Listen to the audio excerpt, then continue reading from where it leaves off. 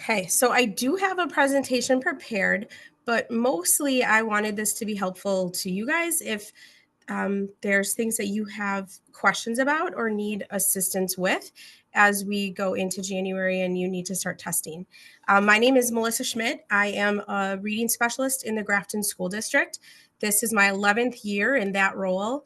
I feel very blessed because I feel like, firstly, for probably the last 5 years, I've immersed myself in the science of reading just personally. And my district hadn't made the switch and wasn't looking to make the switch at that time. But I personally had kind of started to shift my way of thinking and was using different, more direct, explicit, systematic ways of teaching in my intervention setting. Then I'm also blessed because in Grafton, I feel like we are pretty progressive. We adopted our new curriculum last year, and the staff has entered into the shift and come along pretty quickly. And I have very supportive administrators. So I know that that's not the case everywhere, and wanted to give an opportunity to be a support for people who may be feeling a little bit on an island or like they're not getting all the support they maybe need, and be a resource in that regard. I'll be watching the chat. If you want to put anything in there or if you want to come off mute, that is fine as well. But I just wanted to take a little bit of time today to kind of talk about if you are getting ready to do the screener in January and you haven't yet administered it. In Grafton, we did do a kind of dry run, trial run in the fall. I know that some of you may have as well. But if you didn't, or even if you did, hopefully you'll find some of this information helpful. First of all, just taking a look at confirming what we do need to screen for. Depending on the grade level, we are screening for different things. So we're using AIMSweb Plus, and this chart just kind of shows you in 5K, we're doing initial sounds, letter word sound fluency, letter naming fluency, and auditory vocabulary now in the winter. Grade 1, we're doing oral reading fluency and auditory vocabulary. And in grades 2 and 3, we're doing oral reading fluency and the vocabulary assessment, which is done on the computer as a whole class by the kids. The window for AIMSweb Plus was the entire month of December, and it will be the entire month of January as well. So you will have the whole month once you return from break. If you, I can share out this presentation to you. I'll put the link in the chat, but I can share it out too via email. But I did just link down here the document, that you can go to that lists all of this information in more depth and in a chart form.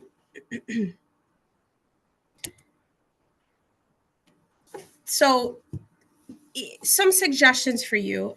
This may be a little too late considering it is December 19th and I'm assuming you're all going on break after tomorrow, but something we did think about in Grafton and you may want to think about for next winter if you feel like this winter it's a crunch to get all of your assessments done. We did make the decision that in the month of December, we were having all of our teachers, K through 3rd, administer any of the screening assessments that did not trigger a reading plan in December. So initial sounds and auditory vocabulary for kindergarten, the auditory vocabulary for 1st grade, and the vocabulary assessment for 2nd and 3rd grade. That because our teachers were the ones administering those assessments, we wanted them to get those all out of the way before we went into break, just to help us out when it came to creating reading plans, that it was less assessments that needed to be done in January then. So as you can see in the bottom slide then, in January, our kindergarten teachers will be doing letter naming fluency and letter sound fluency. 1st grade and 2nd and 3rd will be doing the oral reading fluency piece. So we emphasized to them that it was just really important they waited till January for those because that's what's going to trigger the need for that reading plan. Furthermore, we're an iReady district, and I'm not sure how many of you are, but if you are an iReady district, iReady has said that there's a lot of components of the secondary diagnostic step that are covered in the big diagnostic of the full test for iReady. So we also wanted to take advantage of that 10-day window, using kind of having that overlap and lessening the amount of diagnostics we would have to be administering, taking advantage of having our iReady testing finish within the time that our teachers are also doing the screeners from AIMSweb that trigger the reading plan, to capitalize on that. So if you have any questions about that, let me know, but otherwise, hopefully that is clear. So in January, we did go ahead and make a schedule for our teachers, knowing that they needed to do the AIMSweb screeners that trigger the additional diagnostics, and we are administering iReady in January. We came up with this kind of a schedule so that the kids, the testing was spread out and they weren't doing both at the same time. So this is just a sample. Again, hopefully can maybe be helpful if in your district it feels like a crunch this year and you're trying to think of, oh, how could we kind of tweak things for next year to maybe make it feel a little bit more doable. When it comes to the actual administration of the screener, most of it is done with the digital record forms. So the teacher will be on the computer, the kids will be sitting with you, you will have printed materials, and that you'll be presenting to the students. You will be reading the scripted directions, and you will be recording their responses digitally on your computer so that they instantly get submitted when you hit submit and the scores get generated. For the student, that means they'll have the printed paper in front of them and they'll just be responding to you verbally or pointing to indicate their answer. AIMSweb suggests that you sit across from the student, you keep your device from their view, but you're able to reach the student copy to redirect or turn the page if needed. And for the vocabulary portion for the older students in 2nd and 3rd grade, that you will be using TestNav for. That is something that our IT are set up for us. So the way that we did it, we use Clever in our district, and we had the app loaded. The kids could access it through Clever, a way that they're really familiar with logging in, and that worked out for us. You also can print test tickets, and that the directions are given through AIMSweb how to do that, but that piece hopefully you have set up. If you don't have it set up yet, that's something you should set up prior to going to administer the tests. Your teachers, when they log into AIMSweb, need to have all of that initiated before they're able to begin that testing and then have it ready for the classes to complete it.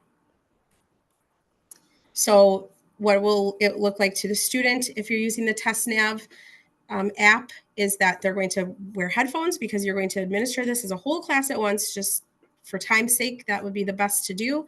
They all should have headphones so that they're only able to listen to their own directions and items, select their answer choices, and submit their test, which will then instantly be recorded for the teacher.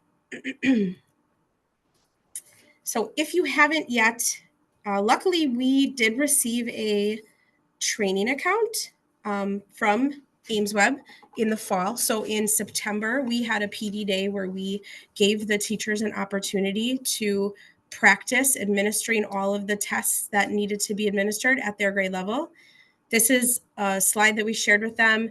It has a link to all of the training videos, but this is all available in AIMSweb, and I'm happy to navigate to that and show you guys where if you would like. But this is just a chart that has all of the links to the specific tests, the opportunity to then work through them and practice them before administering. So if your district either came late to the game, I know there were a lot of districts who didn't have a dummy account or a training account, or they hadn't given teachers access to it or maybe provided training in the fall. You still have the opportunity. While I'd prefer you don't spend your Christmas break doing that, but to practice or get yourself familiar with the administration of the tests. And if you're a district or a teacher who's used AimsWeb or FastBridge in the past, I think that you'll find that it's feels pretty similar to testing that you have already been doing.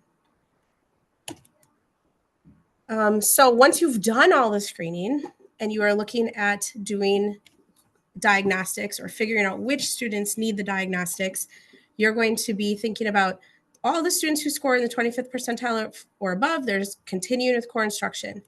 But if they score below the 25th percentile in those triggering assessments of oral reading fluency or the letter sounds fluency with letter naming fluency composite for kindergarten, that starts that timeline to notify the parents of the screening results.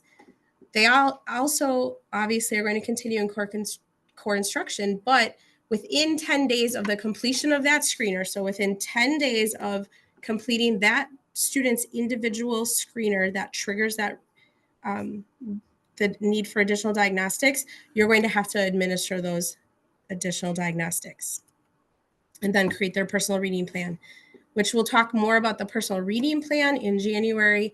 If you'd like to log in again at that time, we'll talk more about that piece, sending the plan out to families to get their notification and then beginning the servicing and progress monitoring.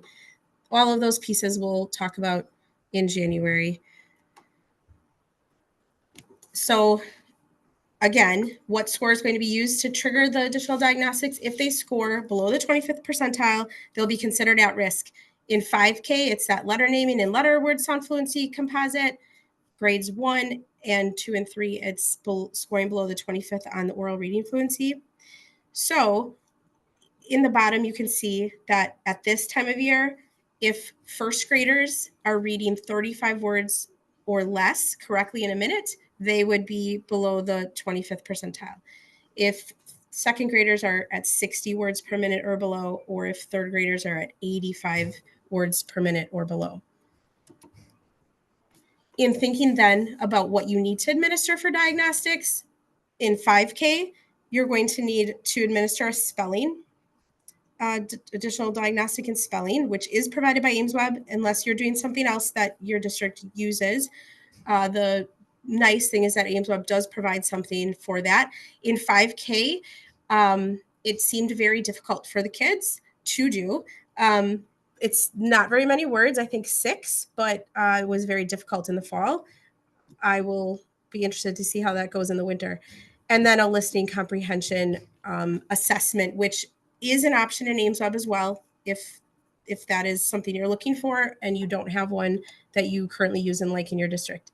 In first grade, you will need to do just one diagnostic to cover phonemic awareness in either phoneme segmentation, letter word sound fluency, or initial sounds. All of those are provided through AimsWeb. You will only need to do one of them. Letter naming fluency or another RAN assessment will need to be done as well. If letter naming fluency would be the best option for its correlation to reading skill, but if students aren't secure in their letter names, then letter naming fluency isn't going to be a good assessment for rapid automatic naming. So then it would be better to choose something that would be colors or objects or something like that. Word reading fluency will need to be done, spelling, and then listening comprehension.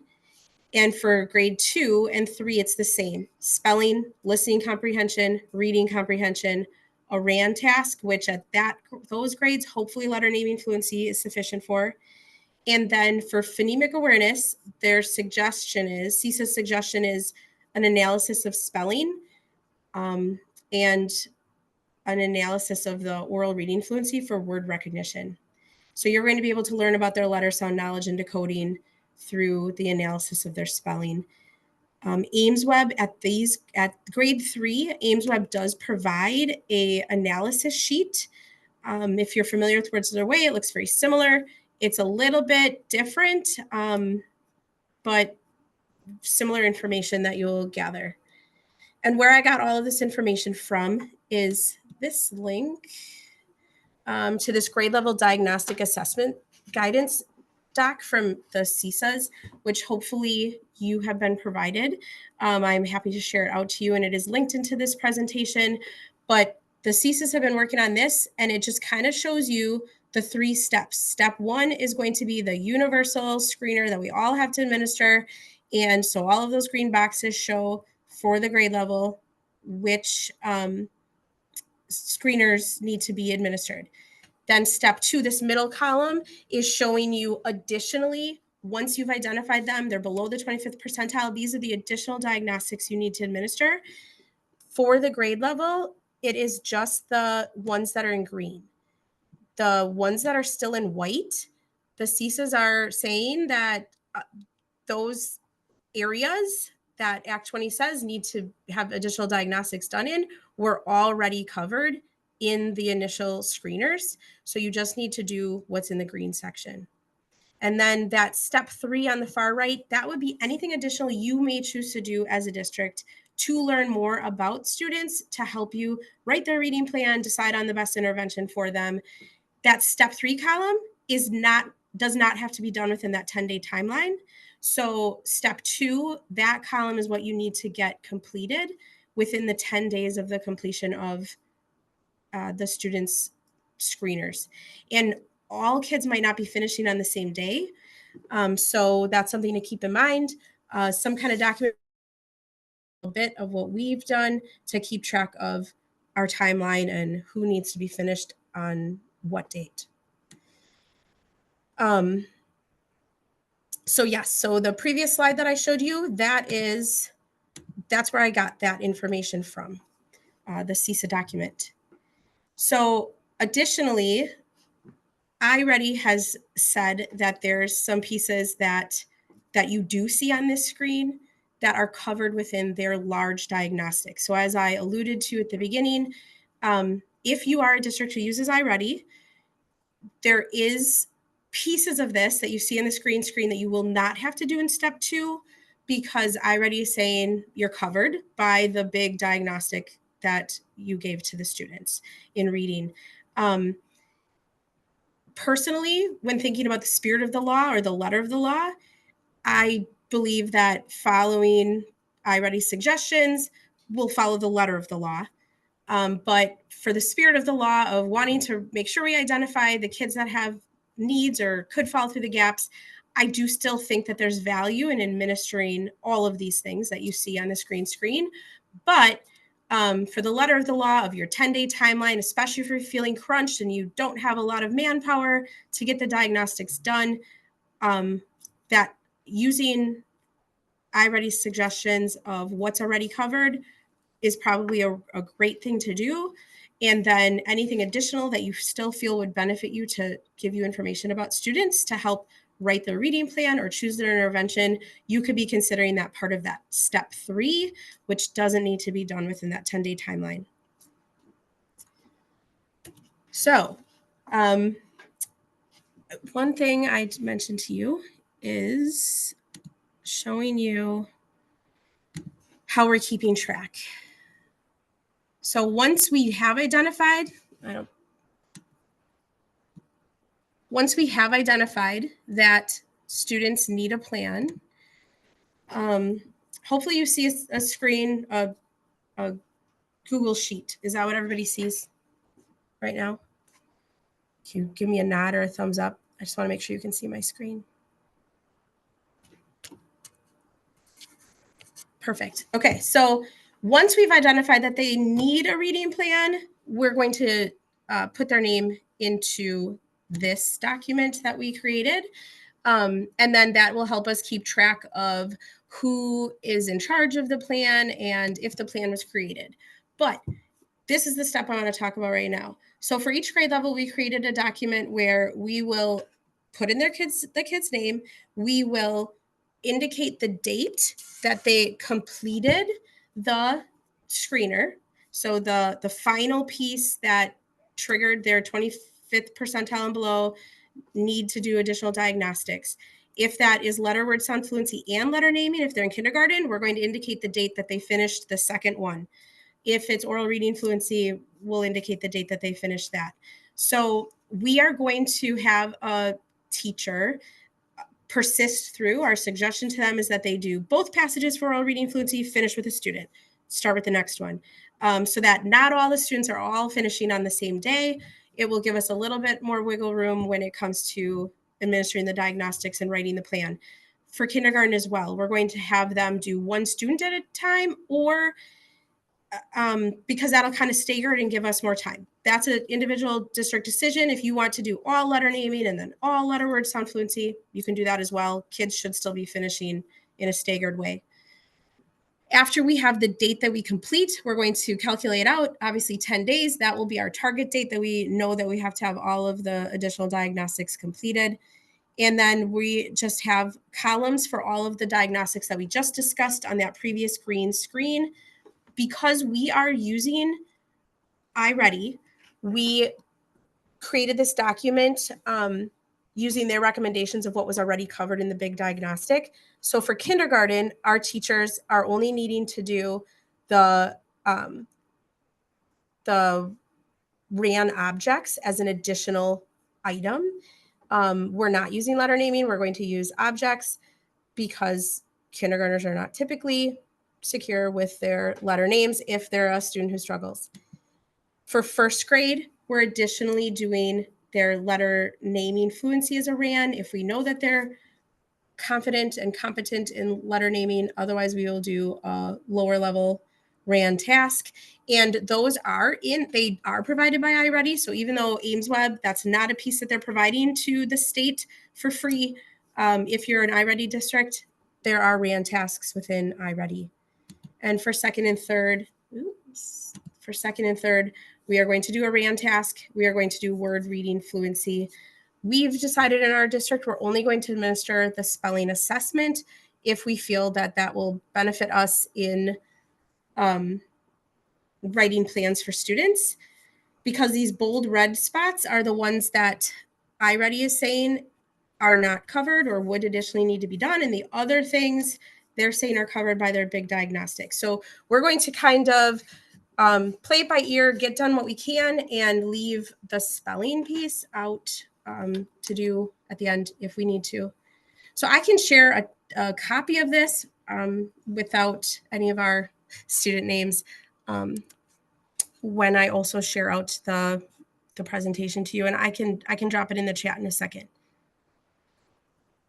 I do not know if I think I can probably find the document from iReady online, but I did for sure take some screenshots, but I do have the, I took screenshots during the webinar I attended, but I do think it's all on their website, and I can make a note for myself and share that out as well.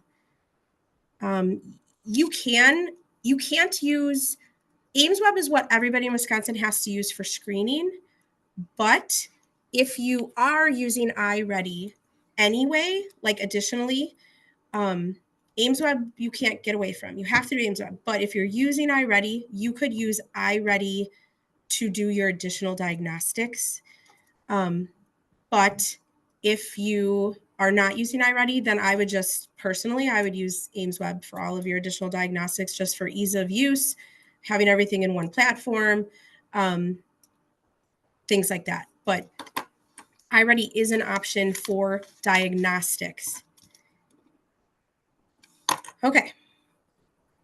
So my intent was to mostly be able to provide you information that I was hopeful was helpful, but also answer any specific questions you might have, or if you aren't sure where in AimsWeb to go to find the printable materials for students, or you need help navigating through iReady or anything like that, this would be a time that I'd love for you to either put it in the chat or you can pop off a mute. Yep, okay. I will put some things in the chat.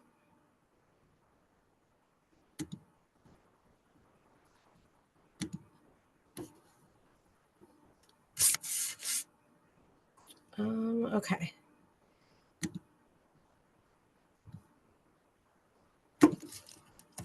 Open up iReady.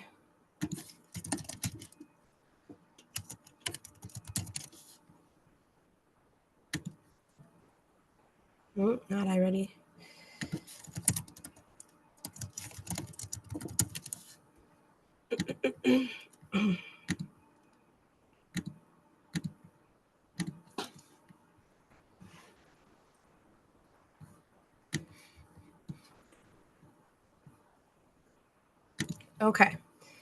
Are you seeing the AimsWeb Plus screen? Yes. Okay, perfect. So within AimsWeb Plus, if you go down here to where it says, how can we help? And you click on that, here in this gray box, they have this prepare for benchmark screening. They have the measures, gathering the test materials. Like what you need is within this piece. So you can download and print the stimulus materials directly from here. You also can download and print the administration and scoring guides from here. In our district, we went ahead and we prepared them for our teachers. So we just went ahead and made binders just so that all of our teachers didn't have to navigate to this spot and print everything. We just housed everything in a binder for that grade level with a chart showing what they needed. And then we just printed the directions and all of the testing materials. If that's an option, that if you're a coach or an interventionist or something like that, and you have the ability and the time to do that, that's awesome. We have a great secretary in our Department of Teaching and Learning that did all of that work for us. So that's an option. But otherwise, this is where you would direct your teachers to go to print everything out. Hey, Missy, could I add something quick? Yeah. So on that page you're on, if you go to manuals and training and then go down to additional research and state resources, there's an actual Wisconsin Act 20 reading screeners. If you click there.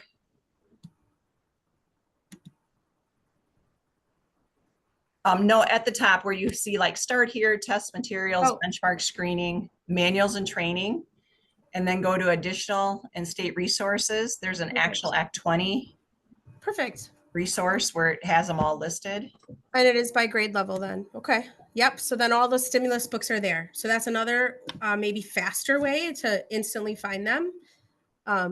It just lists by grade level and by screening period the materials that you'll need. And it goes by each grade. Great. Thanks, Laura. So that's where those are. So then additionally, so that's where the printables are within AimsWeb. There, you can access the progress monitoring printables in the same area in that same gray box. The management of personal reading plans. So in our district, I'm the only reading specialist in my building. There's another elementary school that has one reading specialist. My building is also a Title I school. So we do have 2 Title I interventionists that also work in my building. They will be managing some of the personal reading plans. I will be managing the bulk of the reading plans, but we also have a roar time or SOAR time that's built into our elementary schedule. It's 30 minutes minimum a day. That's just part of our schedule. And all of our teachers see themselves as interventionists. That's kind of what we've set up in our district. So the understanding is that teachers will also be doing some of the interventions. If it's more of a, we would consider more of a tier 2 need and not tier 3, but they're students who flagged, they need a reading plan. They will be being serviced within that roar or SOAR time during the school day by classroom teachers. Our classroom teachers do work really well as a PLC. They share students across that time. We group kids based on their needs through looking at data. So that's a way that we're going to try to target large groups of students. We did give this a trial run in the fall, and in the fall in my building, which is for K through 5th grade. But so for all of K3, which is 4 kindergarten classes, 3 first grade, 3 second, 3 third, there were 99 kids who did flag in the fall. So 100 plans for just one person would be very difficult. And you are going to need, as a school, to have a conversation about how best to service that many personal reading plans.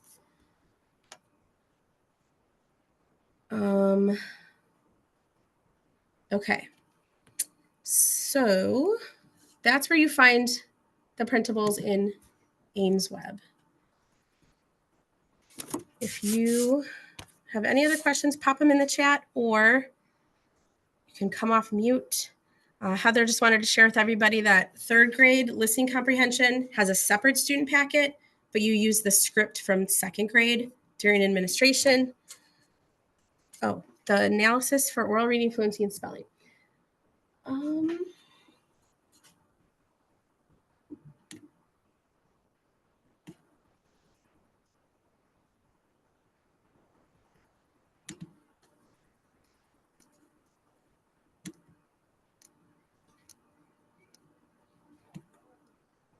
For spelling in this gray box.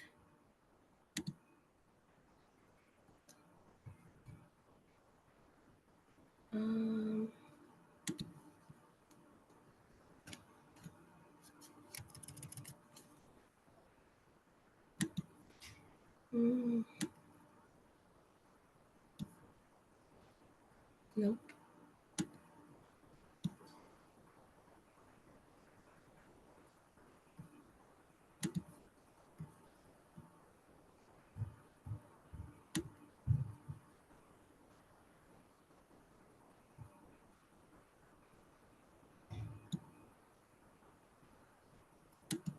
Under manuals and training.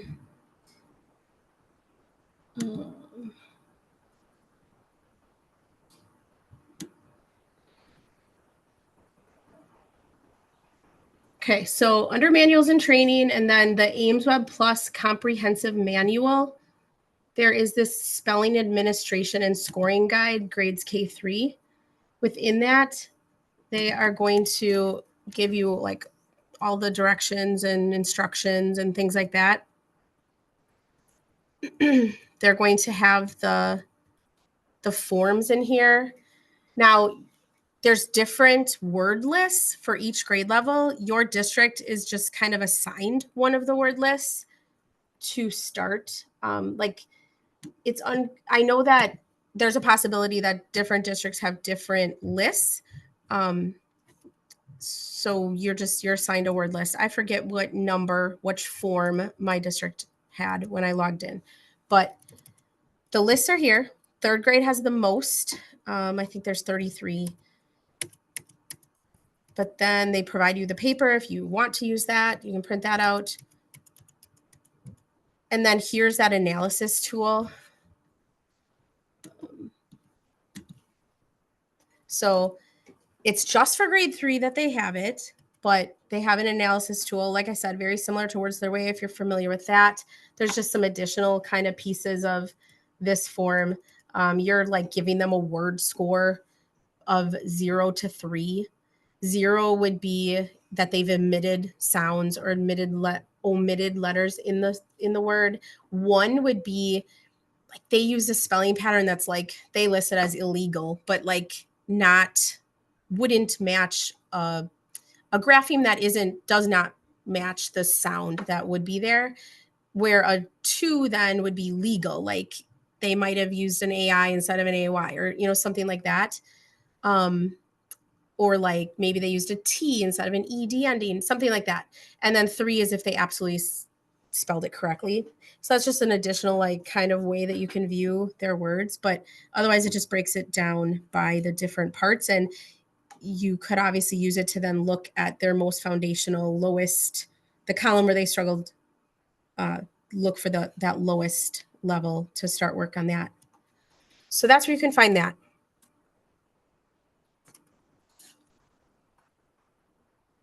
Yes, spring would developmentally make sense to wait until then for kindergarten. And like I said, I just tried it out with a couple of kids in fall, and it was very, very difficult for them to do. So spring would be a more developmentally appropriate time to be looking at that type of information for a kindergartner. Are there any other, as far as creating your own analysis sheet? I mean, I think you could. if you find that helpful, if what you're going to enter into AimsWeb is literally just correct, incorrect. So if you do the spelling assessment through AimsWeb for K1 or 2, when you go to input that information to AimsWeb, you're literally checking a box. It'll have boxes for 1 through 6 or 1 through 10, however many are in that grade level. And you're just basically indicating the ones that were incorrect. So what I see is the good thing about using spelling within AimsWeb is that it will give you a normed score. Like you'll get a percentile. So you will know compared to other students that are in second grade in the fall, kind of how they did, but you won't have that analysis sheet provided by AimsWeb. So if your district has words their way, or if you have a letter screener, spelling screener, that might be a better choice for you if what you're looking for is to have that information that you can then use to help you design an intervention. You do not have to use AimsWeb for the diagnostic. You can certainly use another option like Words Their Way or letters, spelling, inventory to get that information, unless somebody on your team would want to take the time to kind of create that analysis. Any other questions about AimsWeb?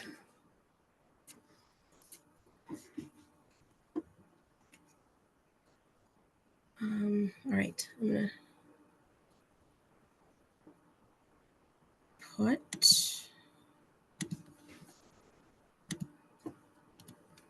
this link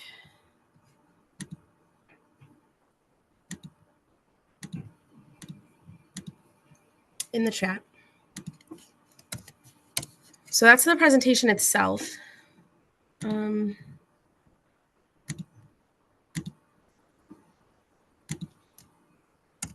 This is the CESA guidance document.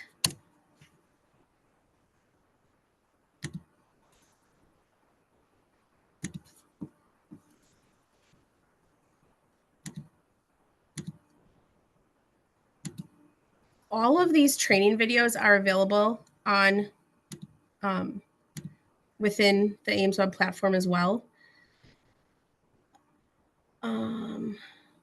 But I will just share this document that I linked into the presentation, but we just shared it with our teachers just as a quick reference to what they needed to test for their grade level. It has the cut scores on it, so what would be considered falling below that 25th. And then at the bottom, it has the direct links to all of those videos that they could just watch. So I linked that in for you, or put that in the chat if that is helpful to you. And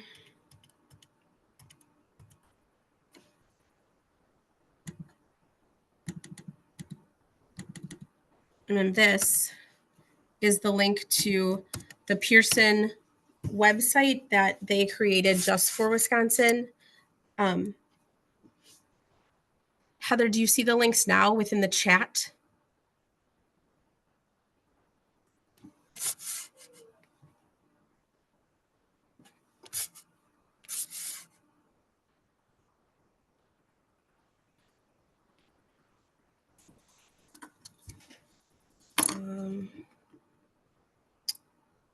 All right, Heather, can you just message just me through the chat and I will send you the links. Like I'll email them to you. Or anybody else, Heather, Chris. I'm not sure why. Okay, so they may come through if you refresh. Maybe they'll appear in the chat for you. But if you can't access those links in the chat, or if you don't open them and then save them and you need them after the presentation, you can just send me an email. I'll put my email in the chat. And I'm happy to share those out to you, or anything else. I will share with you a copy of the document I showed you that we created to keep track of what we need to do and what our timeline is. And I just need to remove some student names from the plan tabs that we already did use in the fall when we tried it out.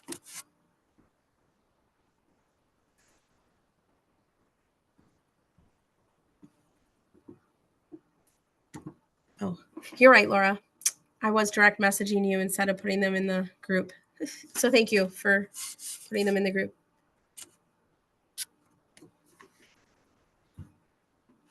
Is there anything else that you have questions about or would like to see, or if are you an iReady user and you are interested in seeing where any of those diagnostic materials may be?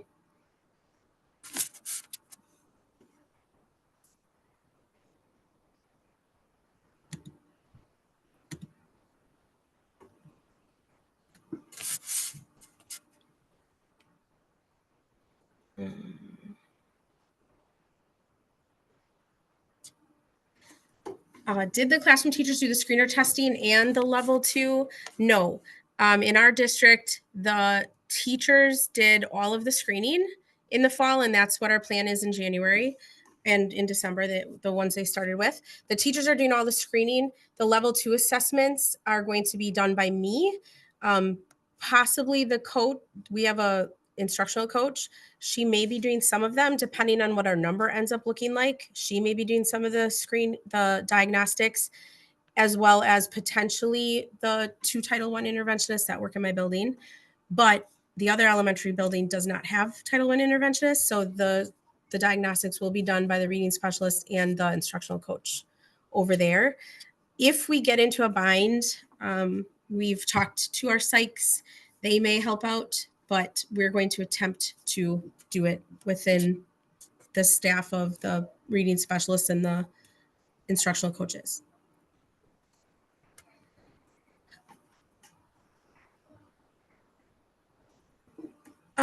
For iReady, we will be using the RAN tasks from iReady to do a RAN task. Yes, like that is the piece of iReady we are going to use additionally for diagnostics will be that piece. Otherwise, we're going to stick with AIMSweb for all of our other diagnostics. I'm going to relink.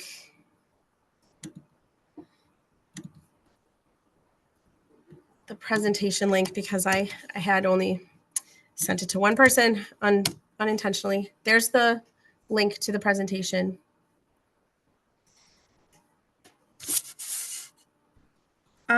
After 3rd grade, if they're still not screening within the acceptable range, you can still use it. What would be done in 4th or 5th grade, they would be considered survey level assessments. That's another thing. If you are unfamiliar with survey level assessments or unsure how to administer those, in the CESA document, you will see some of the things in the second column that are being suggested as a diagnostic.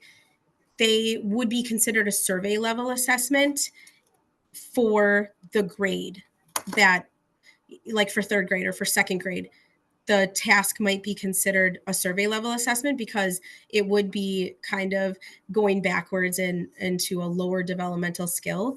But within AIMSweb, you can do all of the survey level assessments. So what I would wonder, and this is all, AIMSweb is new to us and me and my district too, if beyond 3rd grade, like a 4th and 5th grader,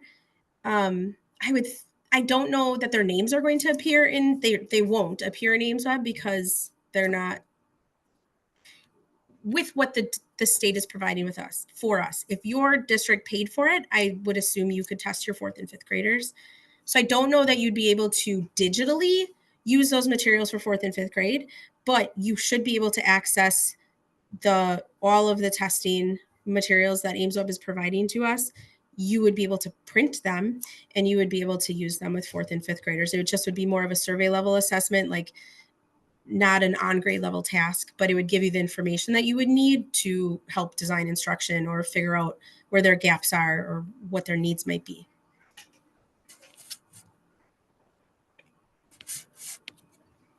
Are there any other questions. As a heads up too, and you probably have all seen this, used this, access it, but in case you haven't, this is the Act 20 FAQ page from DPI. It's suggested that you don't print this because they are constantly updating it. You can see some dates in the different sections, but it is a place that you can go if there's specific things that you have questions about. There's kind of a Q&A, and hopefully it is accurate information in those sections and up to date. So the 4th and 5th graders would still need personal reading plans if they, at the end of 3rd grade, they would not be dismissed from their reading plan if they haven't scored proficient on the reading portion of the forward exam. And that's like really the only piece that's in the law, that like how to exit. And then it suggests proficiency in, for the other grade levels, they suggest proficiency. And they do tell you what those areas would be. So for 5K, it's nonsense word fluency and phoneme segmentation fluency. And for 1st through 3rd, it's the oral reading fluency. In order to be dismissed from a reading plan, they're supposed to demonstrate proficiency in those areas. So we'll talk more about this in January, but when you are then writing the plan and progress monitoring them through the plan, those would be the areas that I would progress monitor in.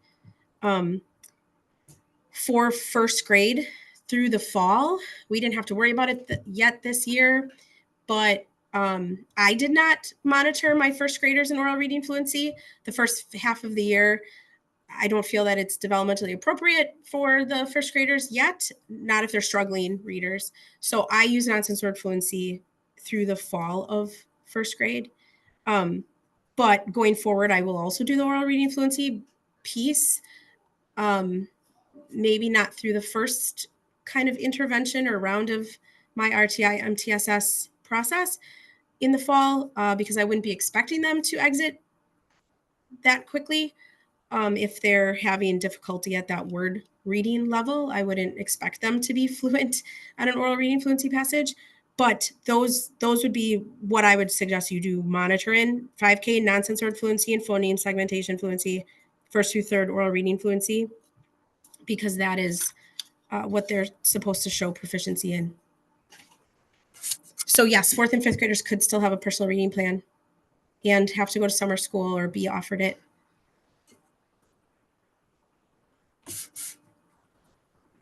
If I missed your question. Oh, Heather M., I see your question about the sensitivity, specificity, and the norms. If so, 4 words their way, I'm not sure if they meet the specificity and the sensitivity. Like, I'm not sure if they've done the work to provide that information. I am not sure about that. I think that is why for that step 2 diagnostic, I think it's just safest for districts to choose things off the list that were suggested. But in that step 3, if there's additional things that you need information on to help you make decisions on where a child's skill gaps are and what they need in terms of intervention, you don't need to have anything specific, and there's no rules around that specificity or sensitivity when it comes to that 3rd column.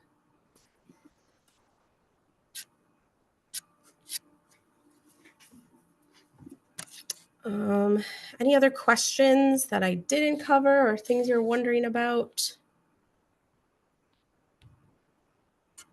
Please do email me if you do have any questions, or if there's something specific about writing a reading plan or